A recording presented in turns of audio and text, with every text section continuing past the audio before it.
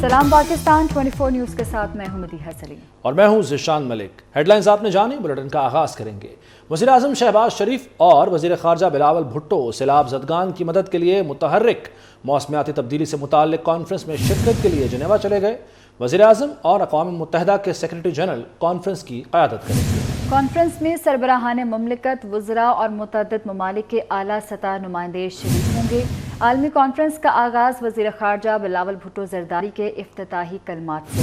آئی M F کی ترجمان Easter پریز کا کہنا ہے کہ وزیر اعظم پاکستان سے M D I M F کی جنیوا کانفرنس کے حوالے سے تعمیری بات چیت ہوئی۔ M D I M F نے پاکستان میں سیلاب سے براہ راست متاثر ہونے والوں کے لیے ہمدردی کا اظہار کیا ہے۔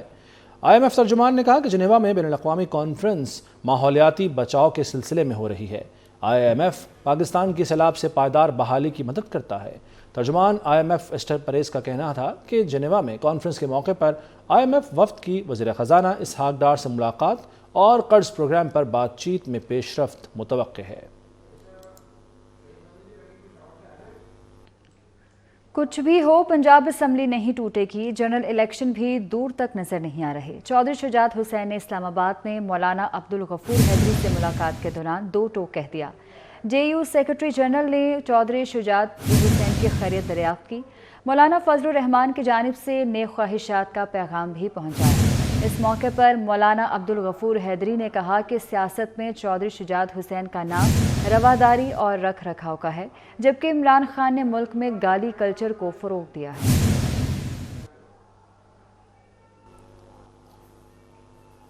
Chairman P T I Imran Khan نے ایک بار پھر سابق army chief general retired Qamar Javed Bajwa کو ملک میں جاری بحران کا ذمہ دار قرار دے دیا۔ ویڈیو لنک کے ذریعے خواتین کنونشن سے خطاب میں عمران خان کا کہنا تھا، سب جانتے ہیں وہ کون تھا جس کے فیصلے سے ملک میں بحران آیا۔ ہم آج جس جگہ کھڑے ہوئے ہیں اس میں جنرل ریٹائرڈ باجوہ کا ہاتھ ہے۔ شوکت ترین کو بھی جنرل ریٹائرڈ باجوہ کے پاس بھیجا تھا، ان کو جا کر سمجھائیں۔ عمران خان نے اپنے دور میں عوام کے لیے کچھ نہیں کیا، ان کے دور میں مہنگائی عروج پر تھی۔ رہنما پیپلز پارٹی اور مشیر برائے امور کشمیر قمر زمان کائرہ کہتے ہیں، عمران خان نے دوست ممالک کو ناراض کیا۔ اقتدار میں آتے ہی عمران خان چین پر حملہ آور ہو گئے۔ اگر عمران خان سے اقتدار واپس نہ لیا جاتا تو ملک کو مزید نقصان پہنچتا۔ سوشل میڈیا پر بدتمیزی کے طوفان کو عمران خان کامیابی سمجھتے ہیں۔ وہ لالا موسیٰ میں ترقیاتی منصوبوں کی افتتاحی تقریب سے خطاب کر رہے تھے۔ آئے تھے تو ہم کوشش کر کے آئے تھے، نعرہ لگا کے آئے تھے کہ عمران خان کے دور میں بہت مہنگائی ہوئی ہے اور ہم نے مہنگائی کم کرنی ہے۔ چائنا کا جو ہمیشہ سے پاکستان کے ساتھ رہا، ہمیشہ ہر موقع پہ پاکستان کا ساتھ دیا، سی پیک کے ذریعے پاکستان میں ترقی کے نئے راستے کھل رہے تھے۔ خان صاحب نے آتے ہی اپنی حکومت بنتے ہی چین کے اوپر حملہ آور ہوئے کہ عمران خان اس ملک کے اداروں پہ حملہ آور ہو گیا ہے۔ وہ کبھی فوج کی عزت اچھالتا ہے، کبھی الیکشن کمیشن کی عزت اچھالتا ہے، کبھی دیگر اداروں کی پارلیمان کی عزت اچھالتا ہے۔ اس طرح کبھی پاکستان کیا دنیا کا کوئی ملک آگے نہیں بڑھ سکتا۔ لیکن جو طوفان بدتمیزی آج پچھلے 4 سال سے شروع ہوا کہ سوشل میڈیا کے اوپر نہ کسی کی ماں بہن کی عزت محفوظ ہے، نہ کسی کی مذہب محفوظ ہے، نہ کوئی اخلاق محفوظ ہے، انتہائی بدتمیزی کا طوفان ہے اور خان صاحب اس کو اپنی کامیابی کی دلیل سمجھ رہے ہیں۔ تحریک انصاف کی نااہل حکومت نے عالمی مالیاتی اداروں سے جھوٹ بول کر ملک کو معاشی بحران سے دوچار کیا۔ وفاقی وزیر رانا تنویر حسین کی عمران خان پر لفظی گولہ باری۔ کہتے ہیں عمران خان نے 4 سال تک ملک و قوم کے ساتھ جو کھلواڑ کیا عوام جان چکے ہیں۔ شیخ پورہ میں تقریب سے خطاب میں رانا تنویر کا کہنا تھا، وزیر اعظم شہباز شریف جلد اس بحران پر قابو پا لیں گے۔ ان کی قیادت میں پاکستان ایک بار پھر خوشحال ملک بنے گا۔ وفاق تو ان کو پیسے اکٹھے کر کے دیتا ہے، یہ اللہ تھلے کر رہے ہیں، کرپشن کر رہے ہیں، کھا بھی رہے ہیں۔ انشاءاللہ تعالیٰ ان کا حساب الیکشن میں لیں گے لوگ، لیکن وہی کہ 4 سال میں انہوں نے کسی سڑک پہ توجہ نہیں دی۔ اب انشاءاللہ اس پہ فوکس کر رہے ہیں۔ آپ کو پہلے بھی نظر آیا ہوگا، میں نے تو اپنے علاقے میں کافی چیزیں جو بہت بری حالت میں تھی ٹھیک کروائی ہیں، لیکن مزید جو رہ گئی ہیں وہ بھی انشاءاللہ ٹھیک ہوں گی۔ اور یہ بھی وہی ہے کہ جو اتنا بیک لاگ ہے، ساری سڑکیں چھوٹی ہیں یا گاؤں کی سڑکیں ہیں، بڑی سڑکیں ہیں، وہ 4 سال میں ٹوٹ گئی ہیں، تو بھی ٹھیک ہو جائے گی۔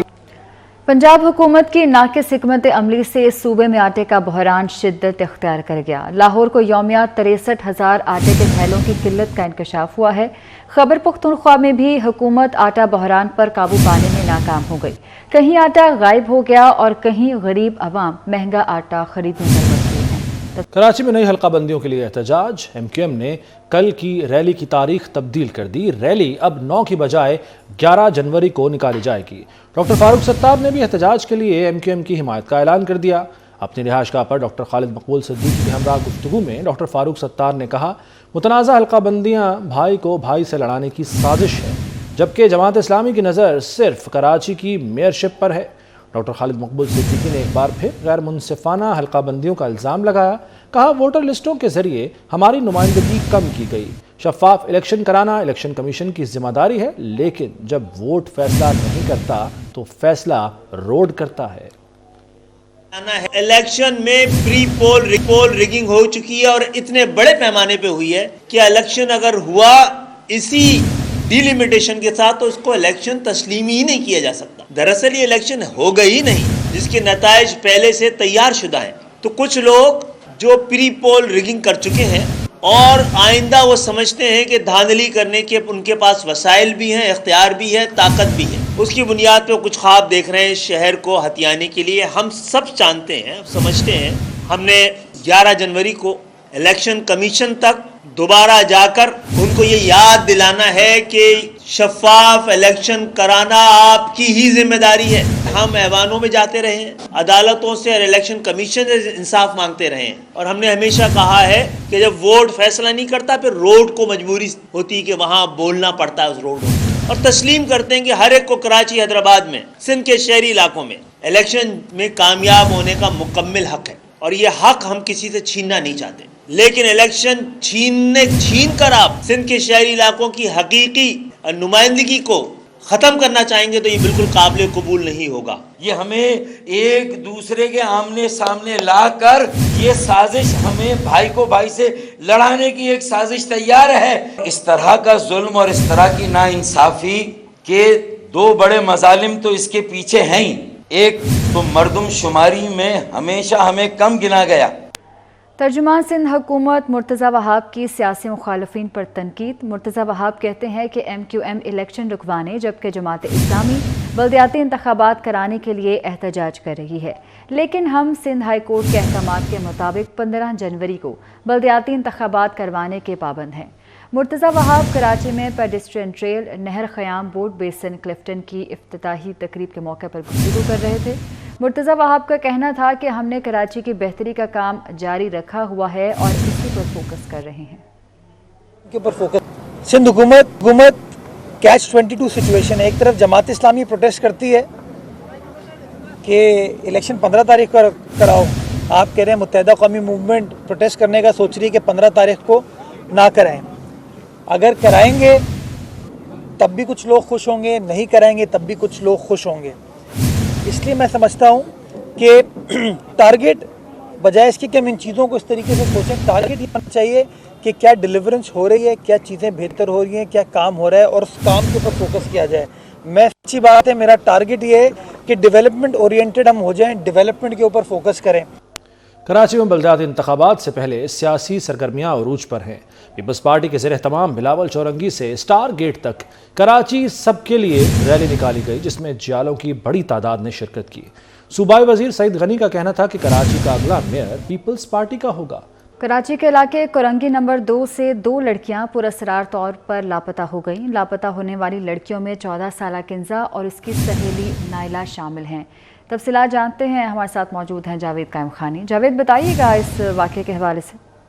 बिल्कुल जी, गवर्नमेंट मिलिट्री स्कूल की एरिया कोरंगी के स्कूल में जो है दोनों बच्चियां पढ़ती थी, और किंजा जो है वो अपने घर पर ही थी। उससे मिलने उसकी दोस्त जो है नाइला उसके घर आई थी, लेकिन वो अकेली आई थी, ऐसा कहना है जुनेद का, जो किंजा के वालिद हैं। जबकि नवीद जो है वो अपनी बेटी को शायद घर बताकर आई थी, जिसके बायस जो कुछ देर के बाद वो ढूंढने के लिए या लेने के लिए जो है वो उनके घर पहुंचे थे नवीद।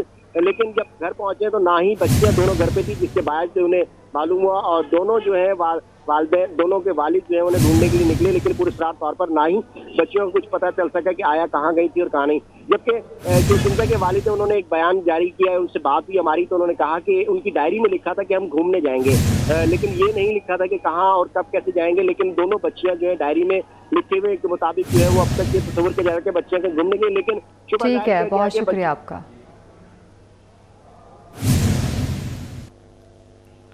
न्यूज़ स्टूडियो से फिल वक्त देखते रहिए 24 न्यूज़।